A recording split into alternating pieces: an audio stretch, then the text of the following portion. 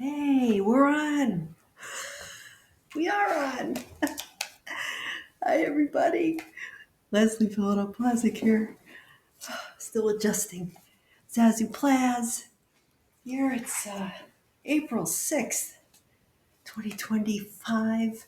Here for my weekly Zazoo Plazz report. How you doing? How's everybody? I got my Easter decorations up. I got a couple of weeks to show them off, so this week I got my little Easter tree over here. Look at this. Is this cool? I have these little sparkly things all over my couch now, but it's so worth it. Look at this Dollar Tree. It's already decorated. I had one back at the house. You remember this? My former spouse is watching. We had one that was like, we had a big Easter bin we used to bring out every year, and there was this like white tree. You had to unfold all the branches, and then all the little. We had these little Easter eggs, but were like on strings, and you had to like attach, dangle them from all the little branches. It took forever, and then we'd put them away, just shove the whole thing in the box, and then next year, it's kind of like the Christmas tree. You shove all the lights in the box, and the next year you gotta undo them, but like at the end of the holiday, you just want to shove them in there and you don't care. But this time I solved that, see? Because they're attached to the tree. Wow, we're moving up. We're getting there. Look at that. And I'm reusing my Valentine gnome. I was gonna get one of the kind with the bunny ears. And I thought, well, this guy, he's got the colors. He's got the Easter colors. I don't have to have a bunny gnome. I've got my other spring one over there, but I brought this guy out again. So I thought, he looks happy. That way you get, he gets used. So anyway, and I got my Easter, well, springy socks on. Yeah. So, oh boy, I had a lot to talk about today. Oh boy, there's a lot going on. So, Easter, got my Easter decoration.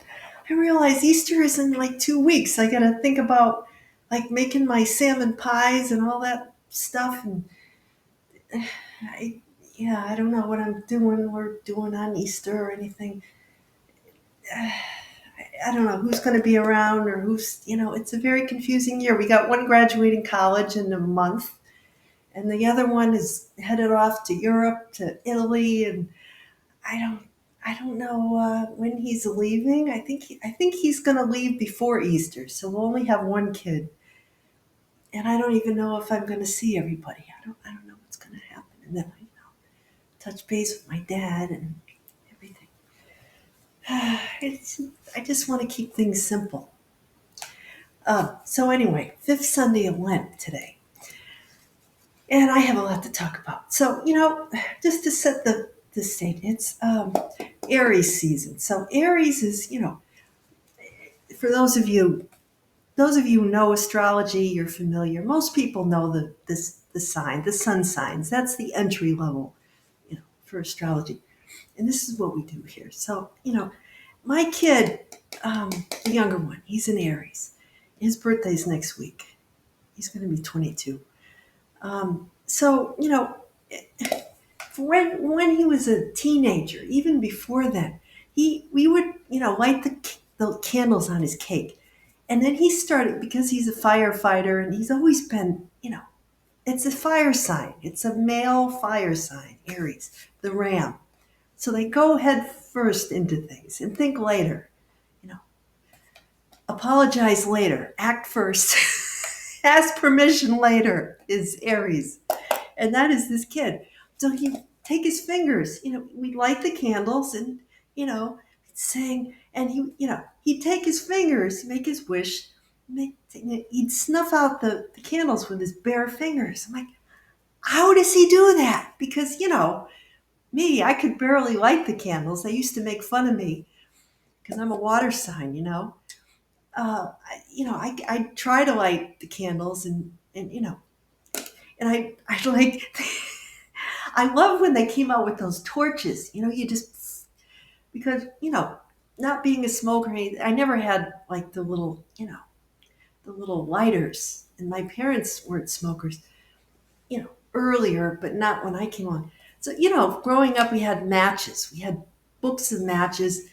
And I used to try to light a candle and I'd barely get it lit. And the thing was already like, you know, I could feel the heat on my fingers and I'd go, ah, because I couldn't stand it. I could light one candle per match. So when they came out with those wand things, I bought a whole bunch of them, right? Because they were great because you can just go, and and then when we'd go out, when I light candles and stuff, it's nice because you can just shove that thing down in the candle and light it, not have to worry about burning your fingers. But that kid, he didn't have any fear. That's the thing, Aries, no fear. This kid, he's a first responder. They sent him out to the West Coast. There were wildfires. He,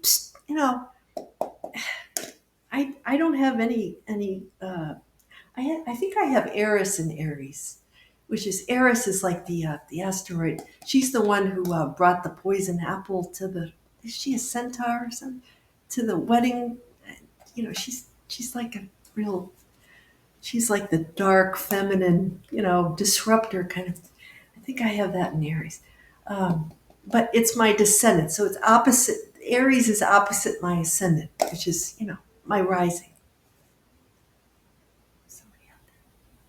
Anyway. Um, Yeah, so it's kind of like the opposite of me, that I look over there and that's your descendant. It's like your counter, you know, it balances you out. It's like the other, you know. um, we have Isaiah. I started. So there's a lot of this Old Testament reading, first reading. There's a lot of fire and water imagery, which is perfect. Like I said, Aries is the fire. It's the Lord, something about snuffed out like a wick fire. The Lord wipes. He talks about wiping out, opening a path through the waters. So that's interesting. Wiping out armies and chariots and things.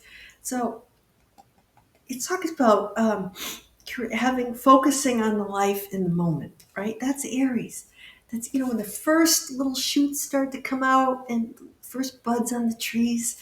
It's that look, whoa, what's that going to be? There's potential. You haven't arrived yet, but it's all about the process, right? So it's it's not so much going out and fighting and because there's a lot of that now. It's just like what you go out and you resist. They say what you resist persists, right? If you go and you fight something and you're like, grr, what you do is you kind of cement that thing that tell the universe, because you're so focused on that thing that you dislike. You create it in your own reality, right? You just focus on what you love, what excites you, like in the spring, fall, flowers. You look for something in the moment that you're curious about, that you like, and you go after that. And you don't look back at the things that you don't like, or try to, don't waste time on the ways of the past. Don't hold on. It says, the past. Think about the, past, the letters in the word past, right? PAT. It's, patriarchy, patriotism, past, all that stuff, right? That's what we're moving away from. So, talks about God putting water in the desert for people to drink. In other words, God put us here to express our divine spark. In other words, God broke into all these little pieces, sent us down here and say, okay, you do this and you do that. And, he's up there watching the whole opera. He's watching the rock, or rock show or whatever, right? And if we don't play our part, right, in the play, then, it's an insult to God who put us here to play that role, right? And that's Aries is starting out. It's kind of like, okay, here we are. Let's dance. Let's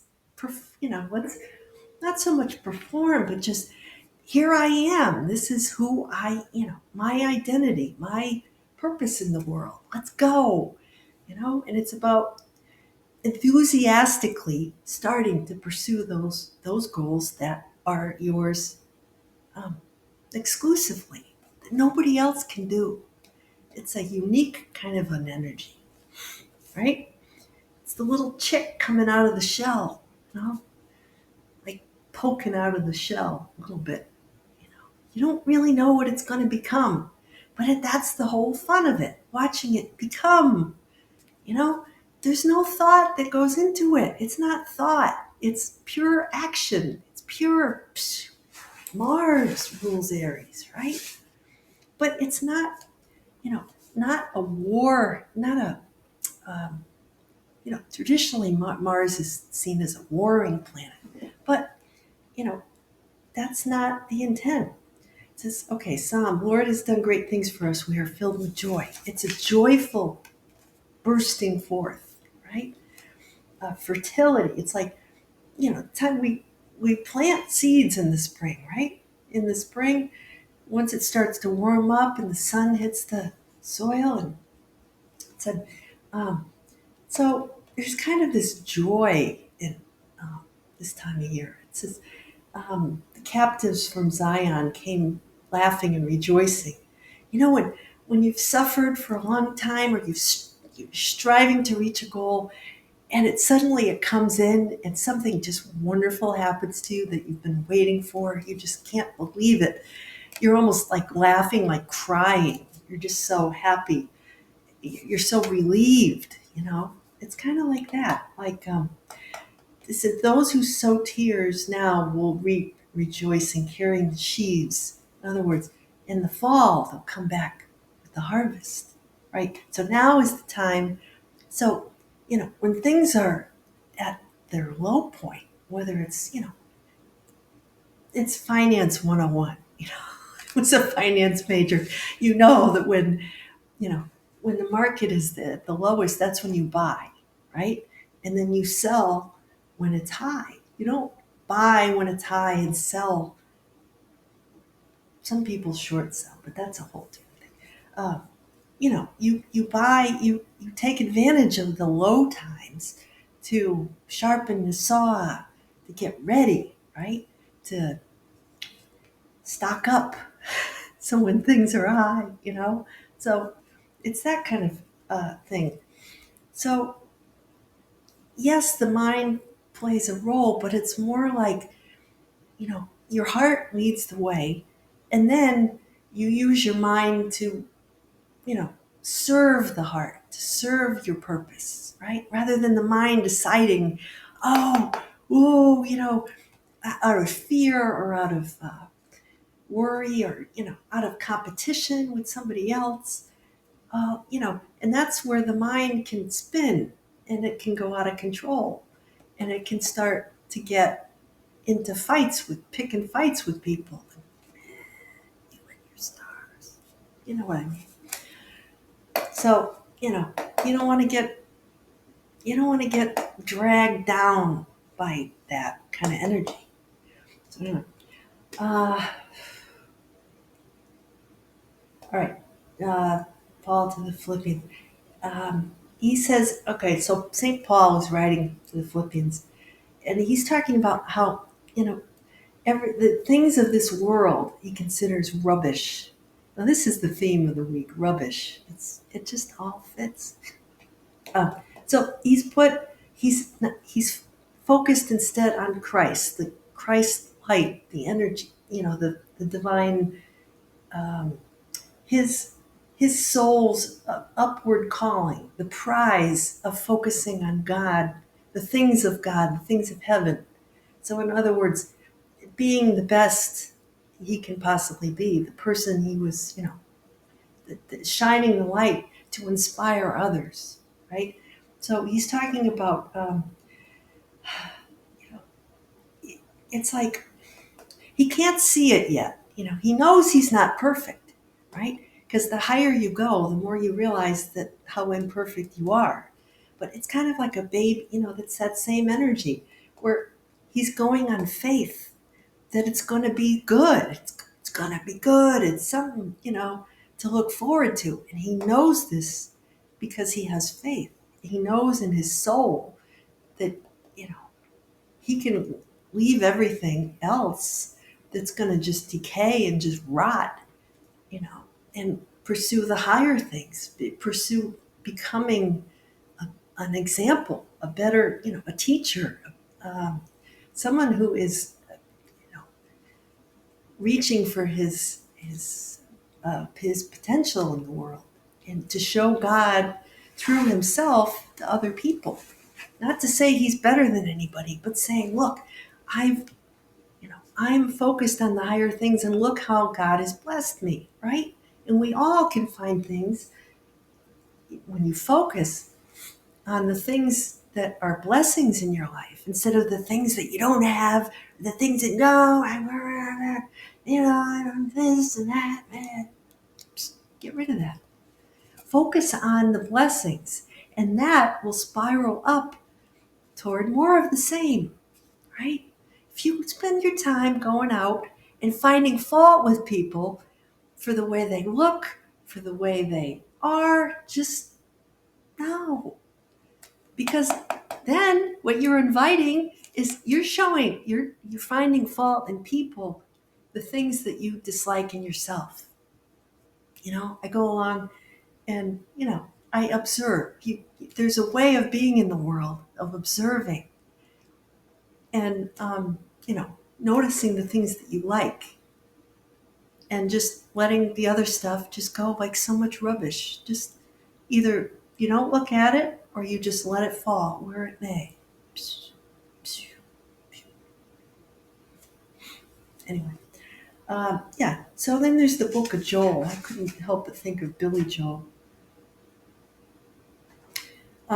It's something about a plague of locusts, book of judgment and repentance and stuff like that. So yeah, here we go. So return to me with your whole heart, for I am gracious and merciful. So with your whole heart, that's what I think is what it means. Don't be half-assed. If you're gonna shine your light, go for it. Go do your thing and do it. Give yourself completely to that which you're meant to do. What lights you up, right? That's what you need to throw yourself into and get rid of everything else that stands in the way of it, right? So another image of garbage. What can you toss? What attitudes can you toss? Habits, things that don't, you know, since I was a kid, I've been striving to become my best self. And I realized, they say, what is the thing that you were working on? Like in that Simple Mind song, don't you forget about what we were working on. What I was working on from the time I can remember was, you know, this pursuit of sort of this being fully alive, being whole, being able to withstand life and remain intact, remain bright. I had a feeling about that, even as a kid. Um, I wasn't even the kind of teenager who went out and, you know, got into trouble, or I never liked drinking. I honestly didn't like to party that much. I would just go and pretend, I'd water the plants with whatever. And because I remembered things. I remember things now because I didn't, you know, go to excess in my teenage years. I was studying, I was writing, I was doing things. I wasn't, you know, getting out of control. It was very important not to judge anybody else, but I didn't do a lot of partying as a teenager. I just didn't. Maybe I'd have a little wine, with dinner here and there and holidays.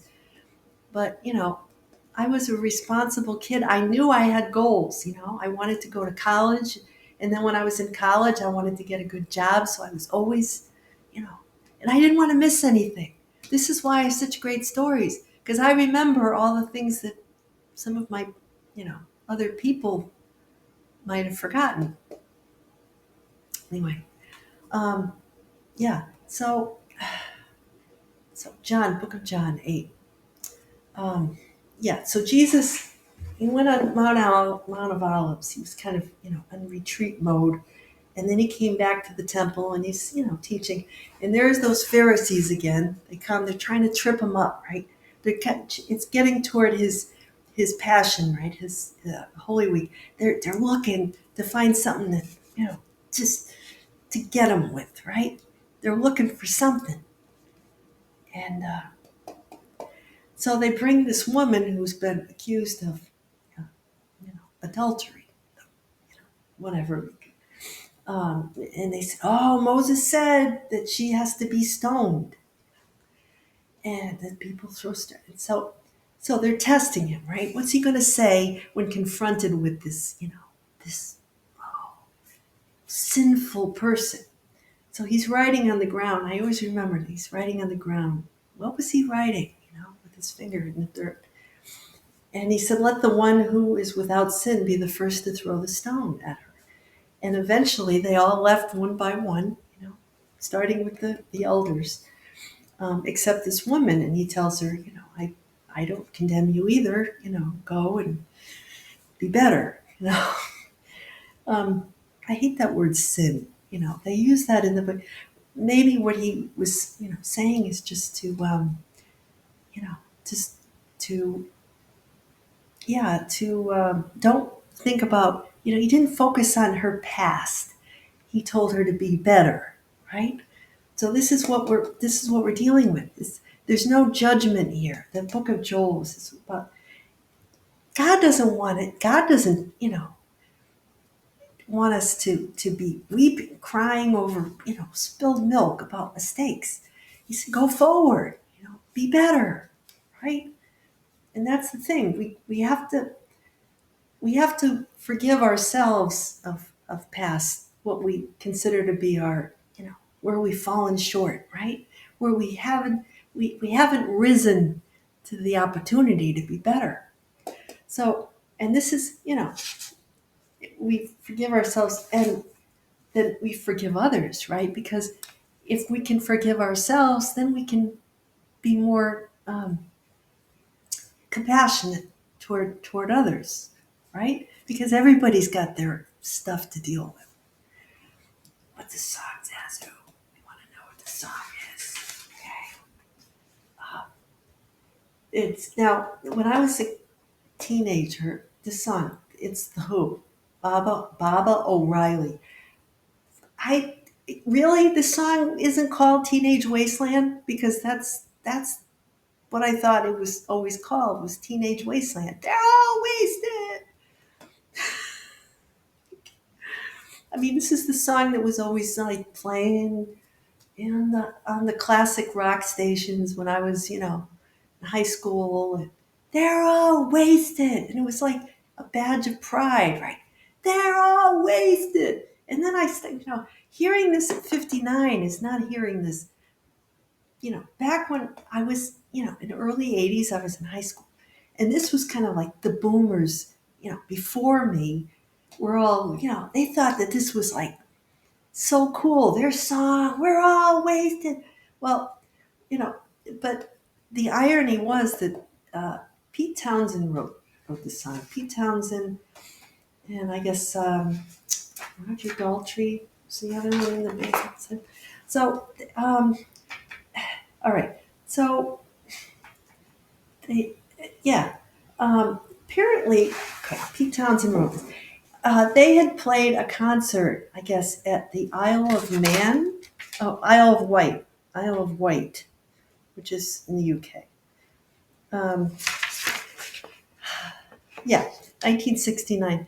And they saw that all the boomers, all the teenagers had left, they trashed the whole field and left rubbish everywhere. And then at Woodstock that same year, 69, they said everybody was, wasted on, all that, and all that. 20 people had, messed up brains and stuff from just all that, stuff. I don't want to go into too much detail. You know what I mean. Um, yeah. So they, so the irony was people, teenagers consider this a song, a celebration of, adolescence, right? Being a teenager, and we're all wasted. All right. They didn't understand this song was written to satirize, as, it's ironic, right? Because it is a waste, it's a waste, literally waste on the ground of, on Mother Earth, and it's a waste of potential, of teenage potential, of beautiful, body and mind and spirit that we're given, right? And how Neptunian sort of, we fill that void, with all those substances that are, you know cause us to hallucinate, cause us to, take us away from, the source, from the divine. We already have it within us. So, the thing with the song that I never knew anything about the song because, no Google when I was growing up. But yeah, so it's about, that post Woodstock. I guess the song was, all right, it was released November 71 as a single in Europe, but it was included on, in the US and the UK. I guess it was on their album called Who's Next. It's an open track. Yeah, he wrote it for the Lifehouse rock opera that came after Tommy, I guess. Voted number 159 on Rolling Stone's 500 Greatest Songs. It was originally 30 minutes long and they edited it down. But it was, okay, so Baba was, there's an Indian sort of, that's, okay, Baba was some Indian guru, Meher Baba. He said he was like the avatar, like the god in human form or something, All those, in the late 60s, they were all into the Indian, like the Beatles and all those bands. It was a big thing to be in Eastern philosophy and that sound, right? All the East, so this guy, Terry Riley, was a composer around that time. I think he's still alive, actually. A minimalist composer, musician. And he did that repetitive synthesizer organ sound, riff for this. It's almost like a meditation, almost meditative, So yeah, so there's that, and that was the sound. And I think it was CSI New York. They used this. They used the Who songs and CSI. But yeah, so I went for this one because one of the quotes in the reading in Isaiah, "In the desert I make a way in the wasteland." Um, rivers. Something about in the wasteland, in the desert I make a way, in the wasteland rivers. So recently I heard that there there was some sewage dumped in the Connecticut River from a plant up, sort of east of here, or north of here. So this is going to shut me off. So they're dealing with that. They're pumping the sewage out of the river. So I thought that's perfect. And it says, "Don't need to fight to prove I'm right. Don't need to be forgiven." Is another lyric in the song. They're going to shut me off. So the whole forgiven, the woman in the gospel reading, teenage is Aries energy, fire. It says don't cry. It's the go forth weeping. All right, I'm back. got cut off. Yeah, so it's that whole, put out the fire and don't look past your shoulder, right? Don't look in the past. Put out the fire. It's perfect. This song is perfect, and it's that whole thing of um, no, don't fight to prove you're right. You know, if somebody is going at you for what you are, what you believe, right? Someone is um, trying to take you down, trying to you know really go after you. Um, you know, you don't you don't need to prove yourself. I mean, I've felt this sometimes. Just this past week, um, I was on some page, and I was just talking about my memories of listening to Sean Cassidy and Andy Gibb or something when I was, and I said, oh, when I was in middle school, I was about 10 or 11. I was in fifth grade or sixth grade when that was all going down. Is there a delay here? What's going on? Hello. Oh, third time's a charm. Okay. Um, Yeah. So I was saying I'm on this page and I'm just going along talking about I don't know music, and some woman comes out of nowhere and starts saying how you don't represent everybody. You can't say that that, I said something about us Gen X girls and listening to Sean Cassidy and knowing about how Shirley Jones was his mom and this and that. And she goes at me just like vehemently and says how stupid it is that you act like, your experiences are your own and your name is your own and you can't tell me that that your experiences are mine and it's just stupid how you think you can, and I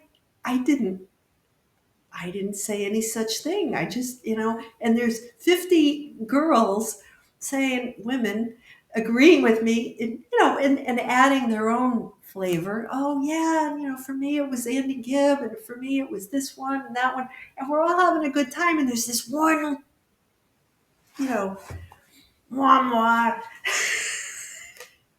who just, and someone's like, settle down, Sally, kind of, and now, they defend me, because I've been on there, spreading good vibes and everything, and I don't mean anything by it. But there's going to be people who are going to want to we want to throw me under the bus, no matter what I say and how joyful I am. There's going to be that one person who just you know I just triggered them right out of nowhere, you know, and then I never hear from them again. It's just like, flames, right? There's these people that they just get inflamed and and then the fire goes out. So anyway, I just want to leave you with that imagery. If little fires pop up, just let them burn themselves out. They won't last long. Aries doesn't have staying power. But anyway, I gotta go. I've gotta go have my snack and my hot chocolate, paleo hot chocolate, and my cashew butter rice cake. Later, I'm cleaning up leftovers, clam chowder and stuff. But anyway, I will see you next week. Have a great week, everybody. Take care, and I'll see you next week. Same place, different time. Take care.